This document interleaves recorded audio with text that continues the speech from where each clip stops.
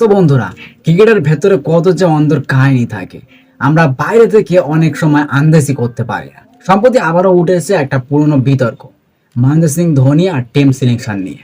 আমরা সবাই জানি সহবাগ কিছুদিন আগেই বলেছিলেন ধোনির কারণে তিনি একদিনের ক্রিকেট থেকে অবসর নেওয়ার কথা ভেবেছিলেন।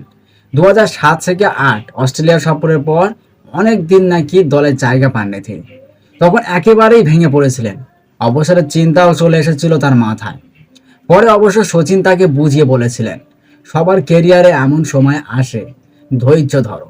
আর সেই ধৈর্যের ফলেই তিনি আবার কামব্যাক করেন এবং 2011 বিশ্বকাপে খেলেন, ভারতকে চ্যাম্পিয়ন করেও বিদায় নেন।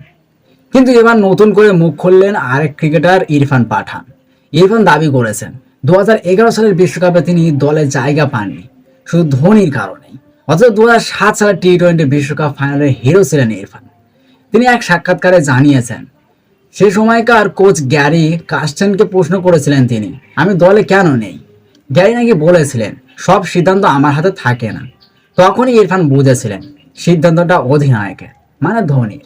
তবে একটা কথা ইরফান নিজেই স্বীকার করেছেন, প্রত্যেক অধিনায়কের অধিকার থাকে নিজের পছন্দের দল গড়ে তোলার।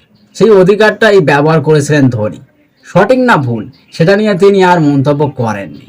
এখন প্রশ্ন হলো, ধোনি কি সত্যি নিজের পছন্দ মতো দল সাজাতে গিয়ে অনেককে বাদ দিয়েছেন, নাকি সেটাই ছিল টিম ম্যানেজমেন্টের সামগ্রিক সিদ্ধান্ত?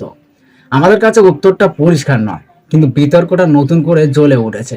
সহবাগ থেকে ইরফান দুজনেই সরাসরি আঙুল তুলেছেন ধোনির দিকে। তবে ভুলে গেলে চলবে না, ধোনির অধিনায়কত্বেই ভারত জিতেছিল 2007 টি-20 বিশ্বকাপ, 2011 ওয়ানডে বিশ্বকাপ আর 2013 চ্যাম্পিয়ন্স ট্রফি।